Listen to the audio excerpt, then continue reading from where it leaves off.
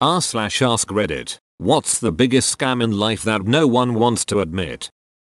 How the duck does health insurance not cover dental and vision? What kind of shenanigans is that? Didn't you hear? Teeth are your luxury bones. And eyes are too complicated for health insurance, but your brain is simple enough. We work the majority of our lives, during our fittest years of health, for the promise of a golden retirement, when we will probably too old and ill to enjoy it properly. First you have strength and time, but no money. Then you have strength and money, but no time. Finally you have money and time, but no strength.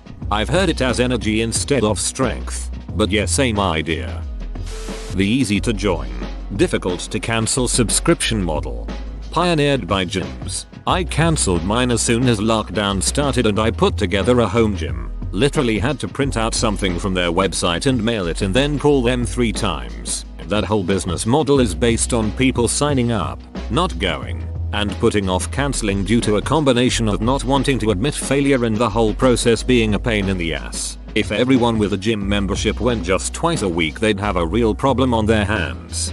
It's funny that MoviePass kind of tried to copy the formula of a business model that only works when people sign up but don't use it. They found people actually like to go to the movies though. Online convenience fees.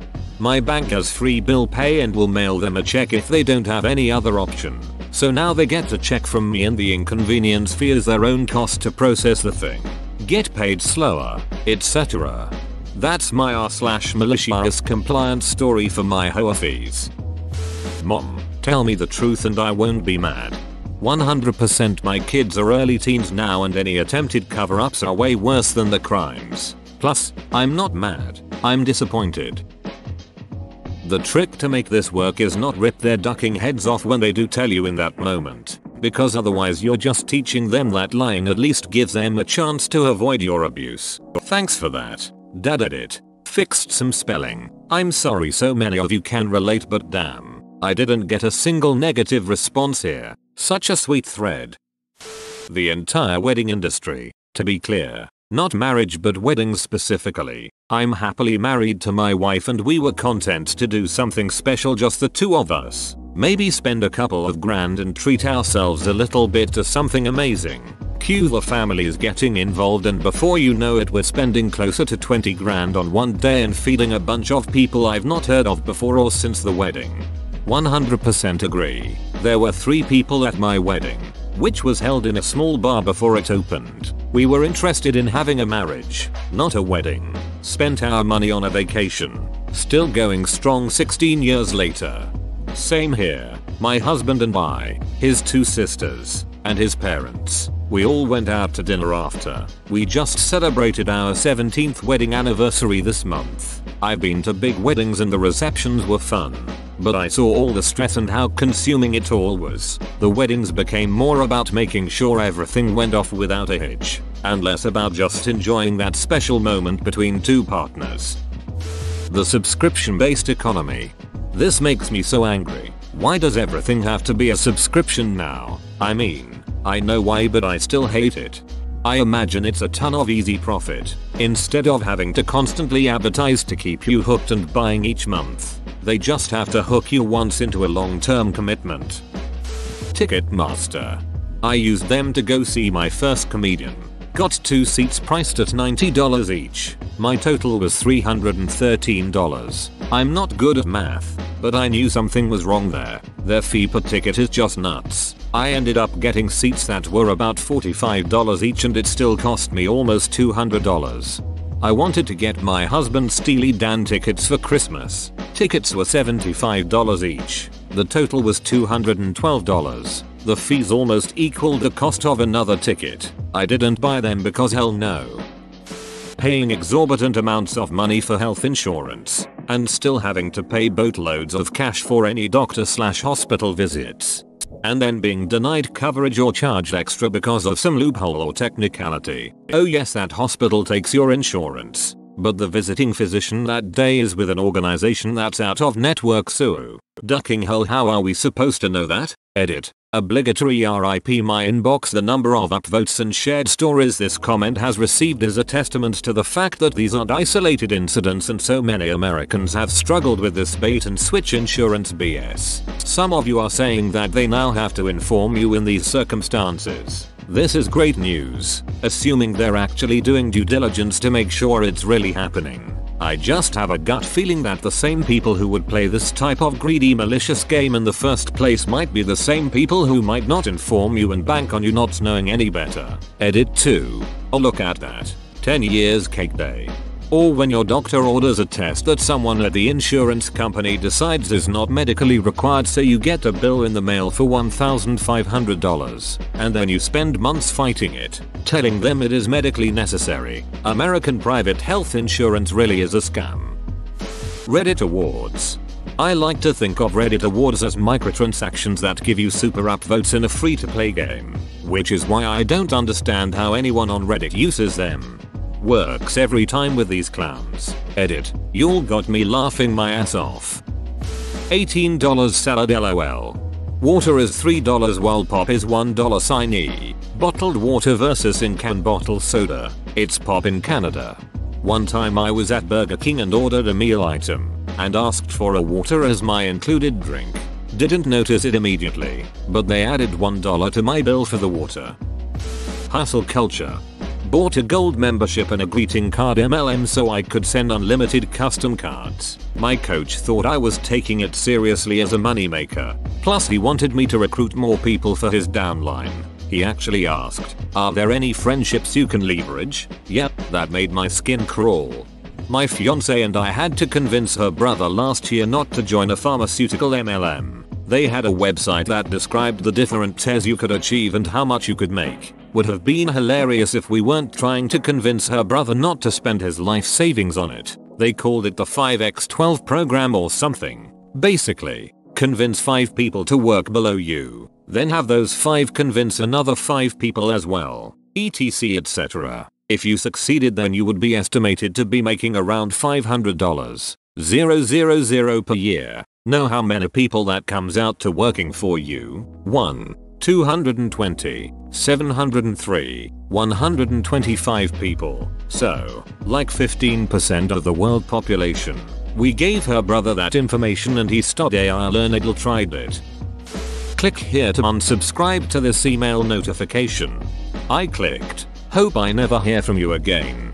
Now that I know you're active, that means you want more. Diamonds. Duck diamonds. Moissanite is lab grown, cost effective, and is basically indistinguishable from diamonds. In fact, they can look even more brilliant. Even moissanite has gotten pretty pricey over the last few years. That large global companies actually care about you. In these unprecedented times. Now more than ever, we stand with you. Data caps. The funny not funny part is that they advertise unlimited data up to a certain number, and government regulators allow those companies to get away with it. Unlimited data. Until you use too much, in which then they slow down your data so much that you can't even watch a 480p video without slowdown. But hey, unlimited right? Free trial. Voice. Enter your card details. Edit. This is a joke. I do understand how subscriptions work. That's why I keep a Visa gift card with a few cents left on it. Holy shit, does that work? You probably have to cancel still, right? I have one in a drawer still and I've only ever done one free trial with my card, Skillshare, for a few months, because I don't like entering card details into a company I don't know if is reliable. That we're supposed to work for the rest of our lives. This is the correct answer. We work more hours on average today than peasants did under feudalism. Not only this, but in the 1930s one of the fathers of modern economics, John Maynard Keynes, predicted that with projected efficiency gains, by the year 2000 we'd only need to work 15 hours a week to maintain a comfortable and modern standard of living. Not only did we achieve those productivity gains, we actually doubled them. We could be working 7-hour weeks today and taking 6-day weekends. But instead we're working the same hours we were when he made his predictions nearly 100 years ago now. Why? Because the efficiency dividend didn't go to the workers. The capitalists and the CEOs pocketed the lot of it. Just look at graphs of workers versus CEO salaries over time, and the rise of the uber rich. We're being screwed and cheated, and royally so. Damn, you nailed my reply so much better.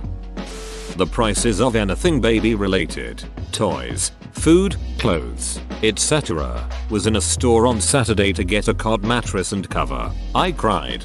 We bought dog poop bags to dispose of diapers on the go because it was so much cheaper than a baby equivalent. Tiny roll of those bags lasts forever in a diaper bag. Put baby in a product name and suddenly it's so much pricier than an equivalent product not marketed the same way. Same with wedding. Put wedding on a product and it is 5x more expensive for the same thing without wedding. Claw machines in arcades. Specifically, they're programmed to pay out after X number of dollars. Claw games with cheap stuff like stuffed animals will pay out relatively frequently. Things like the stacker game or the keyhole game with big ticket things are programmed to pay out at a much lower rate. The one in the arcade I worked at in college didn't have that. Instead, you could tweak the claw strength differently during the grab portion versus the carry portion, so people would be able to pick up the prize, but then while carrying it to the door, it would drop it. Fuels that so close feeling and they'll give it another go. Buying a star and naming it. A waste of your cash and time. The only organization that can name a star is International Astronomical Union. Besides, you can do it for yourself for free in your backyard. No one's gonna know if you renamed Betelgeuse Marty. That's between you two. Hope it doesn't blow up soon. Edit. Yes, I know Betelgeuse may have exploded already and just taking the light years to reach us. Giving parents your money for safekeeping as a kid. When I was a kid I discovered my grandma has a puzzle box on her dresser. Being a stupid kid I couldn't figure out how to open it. After a few unsuccessful attempts at just asking her to show me, I got crafty, as only a stupid kid can, and thought I'd trick her into showing me. So I gave her a $2 bill I got somewhere and asked her to keep it safe for me in her puzzle box. Well, grandma knew exactly what I was doing. So the attempt failed. I never got to see her open it and promptly forgot about the whole thing. Fast forward 20 years. Grandma has now died and mom's going through her safe to figure out what's what and runs across an envelope in with my name on it. Inside is a $2 bill and a short note explaining that it belongs to me and it was given to her for safekeeping. She did keep it safe for me, right next to the deed to her house and other important financial documents. Even though it was a silly attempt at trickery and not a genuine request, I did end up getting that puzzle box, and as an adult it took about half a second to figure out how to open it. It currently contains a rattlesnake rattle that my grandma got as a little girl. That was a treasure she kept in the puzzle box. A $2 bill. And that note. This is a nice story that makes me smile. One of the reasons I like Reddit. Thank you, stranger. US private health insurance. Cutting out the middleman would save everyone money. It blows my mind we haven't changed anything. We haven't changed anything because the insurance companies flow so much money to Washington that they all turn a blind eye to what a freaking shit show it is. The industry pays the lawmakers to look away. It's that simple. That climate change is up to each individual to go green.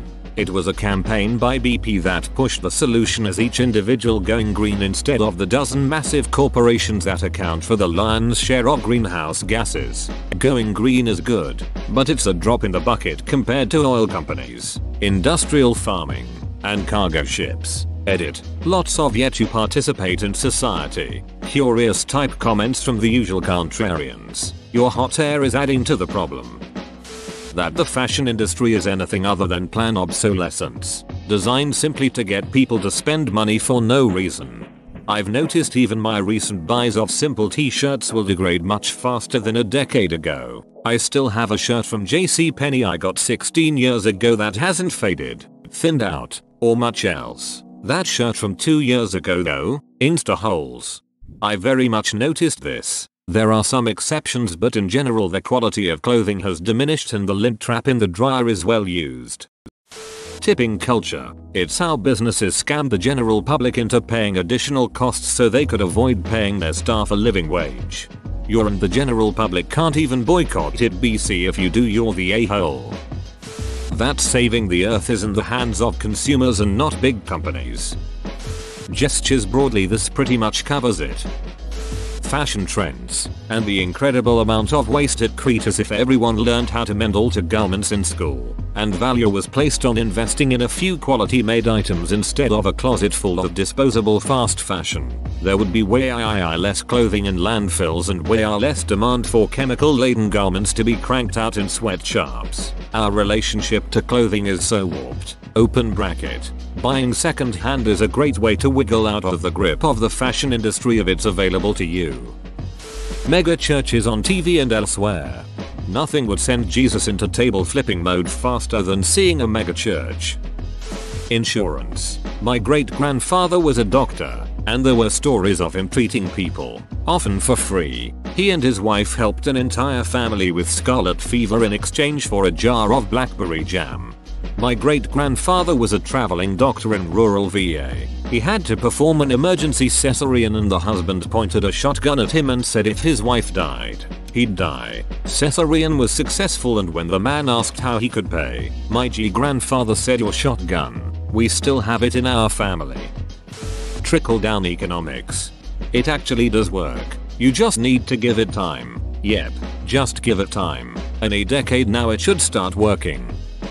Life. Like, why is it so damn expensive? I didn't even ask to be here. Normal television. Paying to watch ads. Religion. That getting older gives wisdom. I'm older and I'm just a cranky old duck. A lot of us have been convinced that we are selling our labor to companies at the correct price. In reality, we're selling it too cheaply. The rat race. The idea that you are making progress towards a better world, carrying on with the destruction and degradation of our own environment in the name of progress. The lobby around requiring most Americans to file their taxes with the IRS, while the IRS already has all the relevant information. Edit. Yes, we know there's benefits for you tiny percentage of self-employed individuals and business owners. Bottled water. Mattresses, diamonds, and home furniture. Massive markups on these items. The cost of education. Needing a college degree for most higher level jobs when there is rarely any relevant knowledge gained from the degree relevant to the job. 40-hour work week. The fact that airlines have X amount of seats per flight, but almost always sell X plus 10 seats and then refund you about 80% of your ticket cost. Do that to the 10 people and suddenly you have about 2 tickets worth of profits seemingly out of nowhere, and everyone still has a flight. Just an unbelievably immoral way to gain a few bucks, but everyone just goes with it since the airplanes aren't exactly a train that comes every 10 minutes. The 5-day/40 HR plus work week. Glasses we need pay to see. Biggest scam. Car dealerships and realtors. They get rich and drive prices way up and basically do nothing but get between people buying cars and houses. The US healthcare system. Do what you love for a living and you'll never work a day in your life. Pure bullshit that will kill any enjoyment that you ever had for it. Weddings. NFTs. Whoa, you made it to the end? You're a ducking beast. I'll cut you a deal. Smash like and subscribe for more curated content, bruh. It's free and that's a great price.